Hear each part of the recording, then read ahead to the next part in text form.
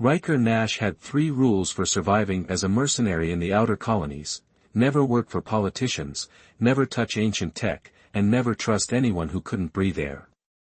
He was about to break all 3. The job seemed simple enough: escort a diplomatic delegation through the underwater ruins of old Atlantis on Neptune's moon Triton. The pay was exceptional, which should have been his first warning. His second warning should have been when he learned the delegation consisted of Hydrians, an aquatic species known for their complex political schemes. But credits were credits, and his ship's life support system wasn't going to fix itself. The meeting with the delegation's leader took place in a pressurized chamber aboard their vessel. Riker sat across from Ambassador Nyx Thalassia, trying not to stare at the way her iridescent scales shifted colors in the dim light or how her gill filaments waved gently in the artificial current. "The ruins contain artifacts of great significance to my people," Nyx explained, her translator converting her harmonic underwater language into standard English. "We require surface dweller protection due to complications with rival factions." "You mean the Meridian Separatists," Riker said, showing he'd done his homework. "They don't want you accessing the ruins." Nyx's scales flickered with what might have been approval. "Precisely. Your reputation suggests you can handle such complications should they arise." "My reputation?" Riker raised an eyebrow. "Didn't know I had one among the Hydrian courts. We make it our business to know useful individuals." Her silver eyes studied him with unsettling intensity. "Especially those with your particular skill set." The mission parameters were straightforward: guard the delegation while they conducted their research, prevent any interference from the Separatists, and ensure the safe transport of any recovered artifacts. Standard security work, if you ignored the fact it was happening in the crushing depths of a frozen moon. 3 days later, Riker stood in an ancient chamber 3 miles beneath Triton's surface, wondering how everything had gone so catastrophically wrong. The Separatists had found them, just as expected. What wasn't expected was the ancient defense system that activated during the fight, or the way it had locked onto both him and Nyx when they touched the central pillar while dodging enemy fire. Now they stood frozen in place as energy coursed between them, their hands fused to the crystalline surface. Around them, both Hydrians and Separatists had stopped fighting, watching in what seemed like horror as the pillar's light grew brighter. "What's happening?" Riker managed through gritted teeth. The energy felt like it was rewriting his DNA, cell by cell. "Impossible," Nyx whispered, her scales cycling through colors rapidly. The binding pillar was just a myth. "The what now?"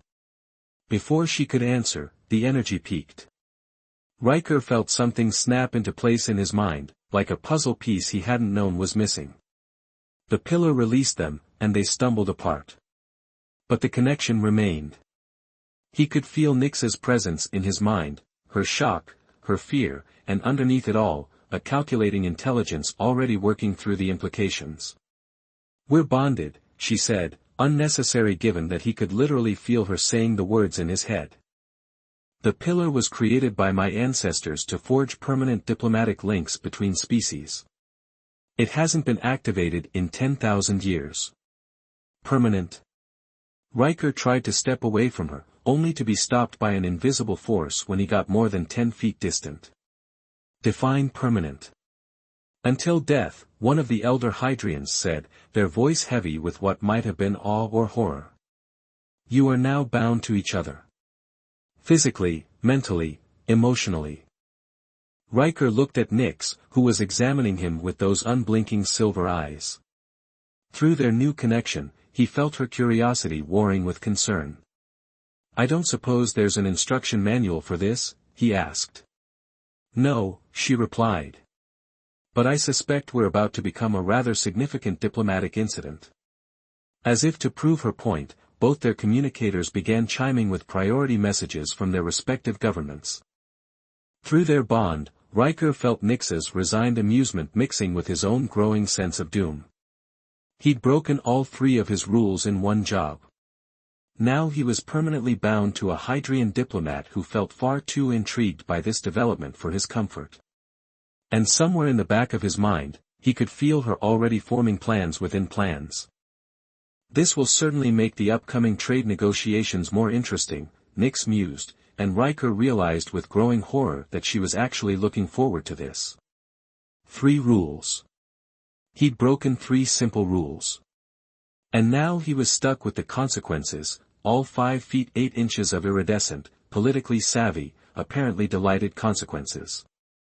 The worst part? He could feel himself becoming intrigued too, and he knew she could sense it. Her answering flutter of satisfaction made him groan. This was going to be a very long diplomatic incident indeed. The Hydrian embassy on Europa wasn't built for humans. Riker discovered this the hard way as he smacked his head against another low doorframe, sending ripples of both pain and amusement through the bond. Your skull seems remarkably resilient, Nix observed from her hovering water sphere, a mobile environment that let her move through air-filled spaces. Though I question how much damage it can sustain. I'm glad my suffering amuses you, Riker muttered, rubbing his forehead. Through their bond, he could feel her genuine concern beneath the teasing. After 2 weeks of being mentally linked, he was getting better at reading the layers of her emotions. The council chamber ahead was at least designed with multiple species in mind. Hydrian delegates floated in their water spheres while representatives from various spacefaring races sat or stood according to their biology. All eyes and sensory organs turned to watch Riker and Nix enter. The first human-Hydrian bond pair, someone whispered. Unprecedented. Riker felt Nix's mind shift into what he'd started calling her diplomatic mode, a razor-sharp focus that reminded him of weapons charging. She'd warned him this meeting would be challenging. The Hydrian Council of Elders had convened specifically to address their situation. Elder Morix, his scales a deep blue of authority, spoke first. Ambassador Thalassia, we have reviewed the preliminary findings from the binding incident. The implications are concerning. Through their bond, Riker felt Nix's irritation spike, though her exterior remained perfectly composed. The bond is stable and functioning as the ancient texts described. I fail to see the concern. The texts speak of planned diplomatic bonds between carefully chosen representatives, another elder said. Not accidental connections with. They paused, looking at Riker, mercenaries. Riker bit back a retort, but couldn't contain his flash of anger. He felt Nix mentally brush against his consciousness, a gesture he'd come to recognize as her version of a calming touch. Mr. Nash's background is precisely why this bond could prove valuable, Nix argued. His experience with the outer colonies provides insights our diplomatic corps lacks. Already, our shared consciousness has led to several breakthrough understandings. She wasn't lying. The past 2 weeks had been a crash course in cross-species cultural exchange. Riker now understood Hydrian color language instinctively, while Nix had gained a deep appreciation for human intuitive problem-solving. Their shared dreams were a fascinating blend of underwater cities and space stations. And the physical limitations? Elder Morix pressed. The requirement to remain within proximity? We're adapting, Riker spoke up, earning shocked ripples of color from several elders. The distance limit is expanding gradually. We can now manage 30 feet instead of 10. The human speaks without permission, an elder noted disapprovingly. Nix's scales flushed with a challenging purple. He speaks as my bonded partner, with all the diplomatic rights that entails. Or do you suggest we ignore 10,000 years of Hydrian law regarding bond pairs? Riker felt her satisfaction as the elder's colors shifted to apologetic hues. She'd backed them into a corner using their own traditions. Through their connection, he sent her the mental equivalent of a thumbs up, earning a ripple of amusement in return. But the next question wiped away any humor. And what of the attempted assassination? The memory flashed through both their minds simultaneously, a Meridian separatist attack 3 days ago. The assassin had assumed targeting Riker would be easier than getting through Nix's security.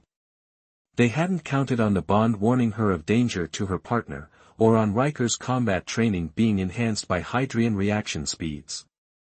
The incident proved the bond's tactical advantages, Nix stated coolly. My partner's combat expertise combined with my diplomatic immunity makes us uniquely positioned to handle sensitive negotiations. Or, Elder Morix countered, it proves that this untested bond puts both of you at risk. The Separatists now have 2 targets instead of 1. Riker felt Nix's carefully controlled surge of frustration. The elders were dancing around their real concern, that a human now had unprecedented access to Hydrian thoughts and secrets. His own government wasn't thrilled either, though they were more interested in the potential intelligence advantages. If I may, Riker said, ignoring the elders' disapproving colors. This bond wasn't planned, but it's done. Instead of debating its validity, maybe we should focus on how to use it. Ambassador Thalassia and I have already discovered our shared consciousness offers unique solutions to old problems. He felt Nix's approval as he continued, for example, we've developed a hybrid navigation system for underwater operations that combines Hydrian sonic mapping with human visual processing. It's twice as effective as either system alone. The elders rippled with reluctant interest. Nix seized the opening. The ancient texts speak of bond pairs achieving extraordinary advances through their combined perspectives. Rather than resist this opportunity, we should embrace it. Through their connection, Riker felt her building to a decisive point. Her mind brushed his, sharing her intent, and he nodded slightly. To that end, she announced, my partner and I volunteer to lead the diplomatic mission to the Meridian Separatist stronghold. Our unique abilities make us ideal negotiators. The chamber erupted in shocked color patterns. Riker managed to keep his external reaction neutral, though internally he was reeling. A mission to the heart of Separatist territory? Through their bond, he felt Nix's determination and underneath it, a hint of something else, concern for his response. We'll need to discuss the details, he sent through their connection. Of course, she replied mentally, her thoughts tinged with relief at his lack of outright refusal. Though I suspect you'll appreciate my plan. Your plans usually end with me getting shot at. And yet you're still here. Not like I have a choice, remember. Bound until death and all that. He felt her mental smile. We both know you could have requested stasis containment to break the proximity requirement. You stayed by choice. Riker couldn't argue with that. Somewhere between diplomatic meetings and assassination attempts, he'd started enjoying their strange partnership. Even now, her presence in his mind felt less like an invasion and more like having a particularly clever co-pilot. Besides, she added, her thoughts colored with mischief, you're the one who keeps saying you're bored with standard security work. Looking at the stunned faces of the council, Riker had to admit, life certainly wasn't boring anymore.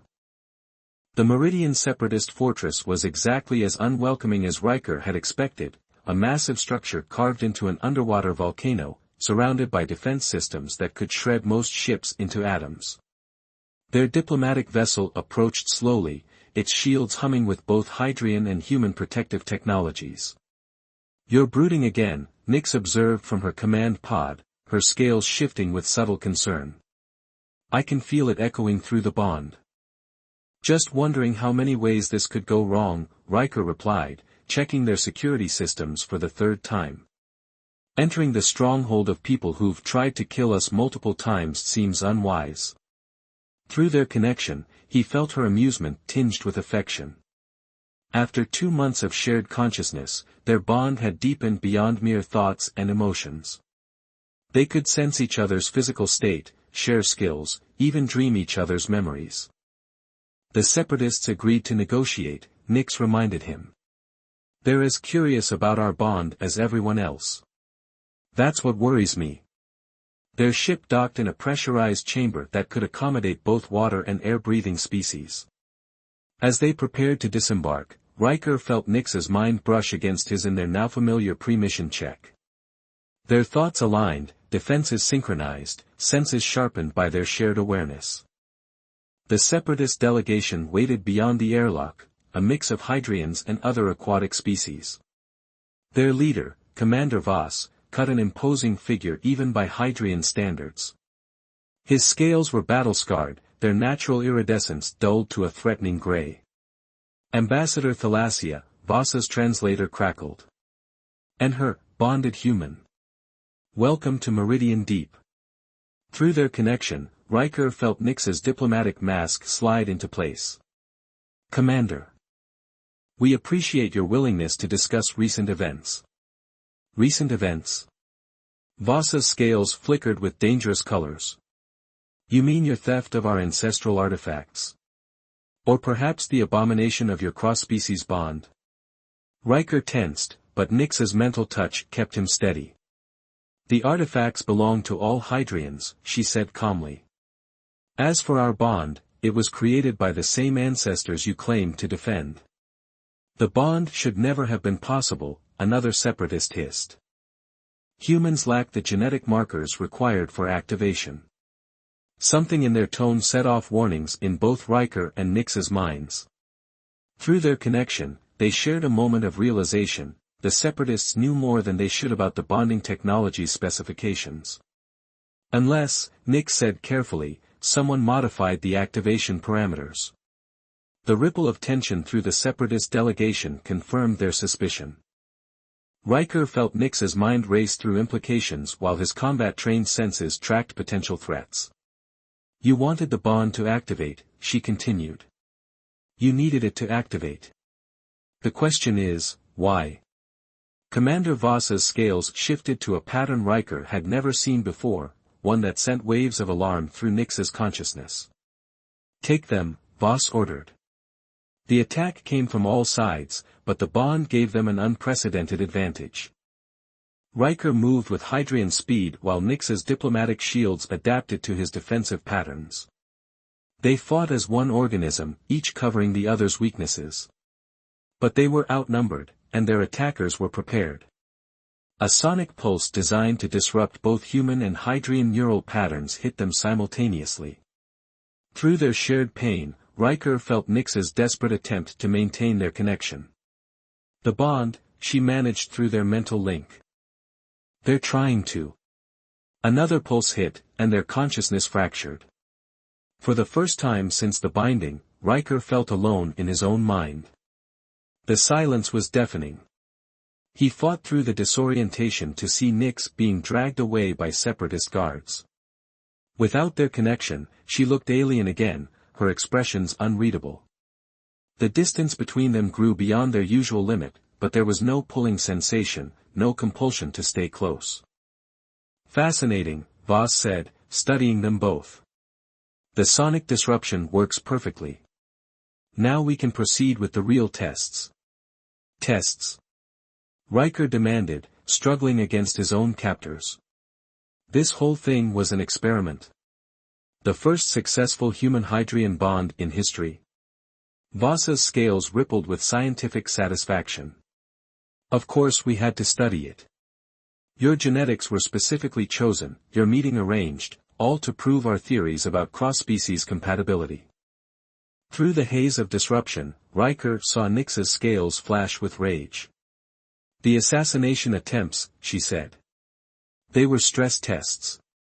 We needed to observe the bond under pressure, Voss confirmed. Though your performance exceeded expectations.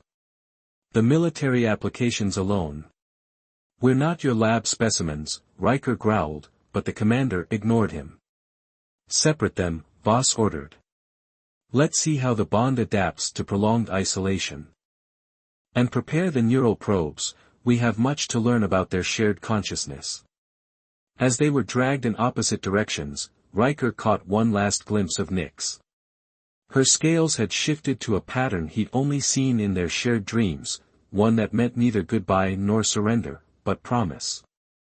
Even without their connection, he understood. This wasn't over. The bond between them went deeper than genetics or ancient technology. Whatever the separatists hoped to learn, they'd forgotten one crucial detail: Riker Nash and Nix Thalassia weren't just an experiment. They were partners. And no sonic pulse in the galaxy could change that. 7 days of silence felt like an eternity. In his holding cell, Riker paced the small space between sterile walls, trying to ignore the emptiness in his mind where Nyx's presence should be. The Separatists' sonic dampeners hummed constantly, keeping their bond suppressed. They tried everything to study him: neural scans, genetic analysis, even psychological manipulation. But they couldn't access what they really wanted, the experience of the bond itself.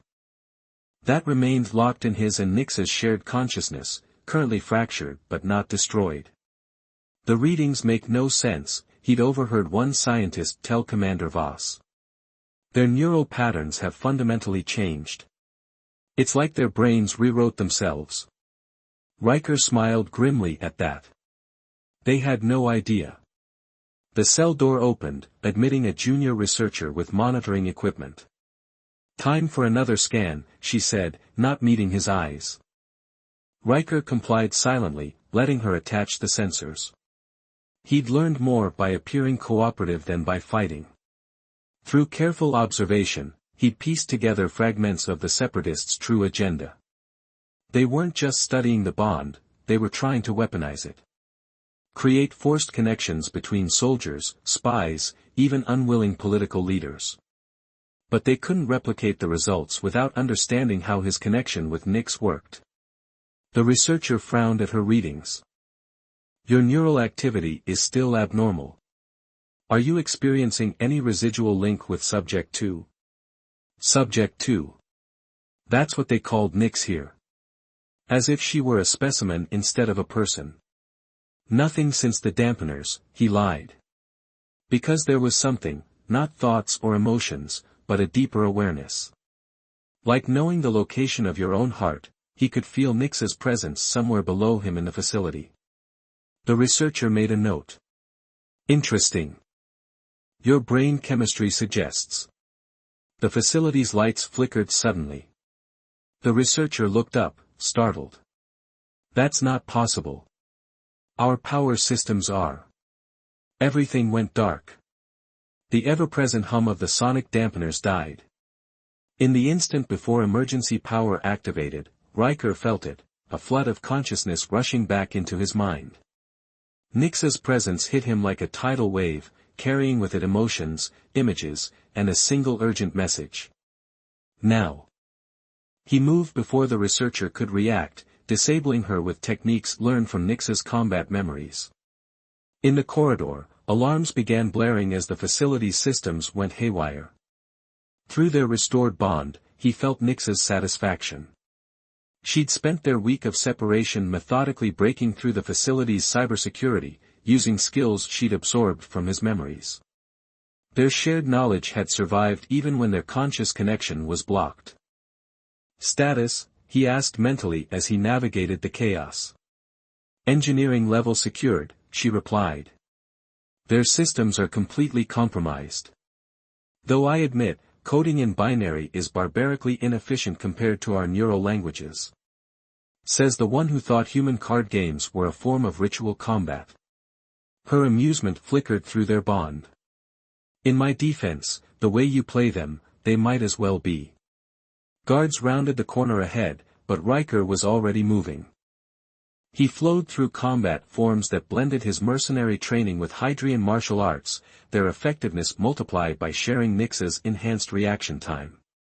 "The research data?" he asked between takedowns. "Deleted. Along with their attempts to replicate the bonding technology. Though I kept copies of their more interesting findings about us." "Why do I feel like I'm not going to like what they discovered?" "Because you're developing a properly Hydrian sense of paranoia." Her mental tone turned serious. "They were right about one thing, our bond isn't operating according to the ancient specifications." Riker reached the facility's central chamber just as Nyx emerged from another corridor. Even after a week apart, seeing her felt like coming home. Her scales rippled with joy and determination as she moved to meet him. "What do you mean, not according to specifications?" he asked aloud. "The binding pillar was designed to create temporary diplomatic connections," she explained while they moved toward the exit. "Limited transfers of language and cultural understanding, lasting a few months at most." "What happened to us?" She paused as they encountered another group of guards. They fought together seamlessly, their coordination perfect after months of shared consciousness. When the last opponent fell, she continued. Our bond keeps getting stronger, not weaker. We're not just sharing thoughts anymore, we're actually evolving to complement each other.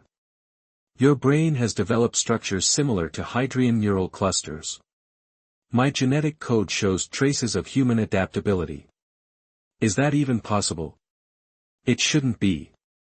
Her scales shifted thoughtfully. Unless. A slow clap interrupted them.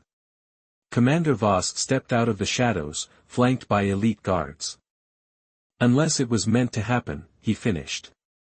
Did you really think your initial meeting was coincidence? That a human with exactly the right genetic markers just happened to be hired for that particular job? Through their bond, Riker felt Nyx's shock mirror his own. You arranged it, she said. But not to create a weapon. The weapon research was a cover. Voss's scales showed colors of revelation. We've spent generations searching for the right genetic combinations, trying to replicate what the ancestors described in their most classified texts, the potential for true evolutionary partnership between species. A permanent bond, Riker realized. Not diplomatic, but biological. Spiritual. The next step in both our species' development. Voss raised his hands. And now that it's proven possible. You can't have it, Nyx interrupted, her scales flaring. Whatever you think you've discovered, it's not something you can force or replicate. What we have is ours, Riker finished. Through their connection, he felt her fierce agreement. Voss sighed. I was afraid you'd say that. He gestured to his guards. Take them. Alive, preferably, but. The chamber's lights went out again. But this time, something else happened. The bond between Riker and Nyx flared like a supernova, their shared consciousness expanding beyond anything they'd experienced before. In the darkness, they moved as one being. Not human, not Hadrian, but something new. In the darkness of the Meridian facility, something extraordinary happened. The bond between Riker and Nyx transcended its original constraints, becoming something neither human nor Hadrian science had predicted. Their shared consciousness expanded, not just between themselves, but into the facility's systems, the water around them, even the volcanic rock itself. Through their enhanced connection, they sensed everything, guard positions, power systems, structural weaknesses. They moved in perfect synchronization, their combined abilities making them practically unstoppable. Impossible, Voss breathed, watching them disable his elite guards with terrifying efficiency. The readings, this level of synthesis shouldn't exist. You wanted to study evolution, Commander. Nyx's voice carried harmonics that made the chamber's water vibrate. Here it is. Together, they were more than the sum of their parts. Riker's adaptive thinking merged with Nyx's innate connection to water. Their shared consciousness extended through the facility's aquatic environment, giving them almost precognitive awareness of their surroundings. The ancestors spoke of this, Voss said, backing away. The ultimate potential of the bond, perfect union between different species. But it was supposed to take generations of careful breeding, controlled circumstances. Your mistake, Riker replied, his voice overlapping with Nyx's in an ethereal harmony, was thinking you could control evolution. Through their expanded awareness, they sensed reinforcements approaching, an entire battalion of separatist forces. But they also sensed something else, something that made both of them pause. The facility's core, Nyx said through their bond. It's built into an active hydrothermal vent. And we have access to all systems now, Riker replied mentally. Including temperature controls. Their shared thought formed instantly, they could trigger an eruption, destroying the facility in all of Voss's research. But it would also mean destroying any chance of understanding what they had become. Voss must have read something in their expressions. Wait, he said urgently. You don't understand what you are. The potential you represent. This could change everything, unite our species, advance both our civilizations beyond imagining. Here's what you don't understand, Riker said aloud while Nix interfaced with the facility systems through their shared consciousness. We're not your science project. We're not an experiment or a weapon, Nix continued. We're simply what happens when you let people choose their own path. And we choose each other, they said in unison. The facility's warning systems blared as temperature readings from the volcanic vent spiked. Vasa's scales paled as he realized what they were doing. You'll destroy years of research. The only data we have on successful cross-species bonding. No, Nix said calmly. We're destroying your attempts to control it. The real research is in here. She tapped her temple. In us. And we'll share it when and how we choose. Through their bond, they coordinated their escape perfectly. While Nix used their enhanced connection to the facility systems to clear their path, Riker interfaced with their hidden shuttle's controls, preparing for emergency launch.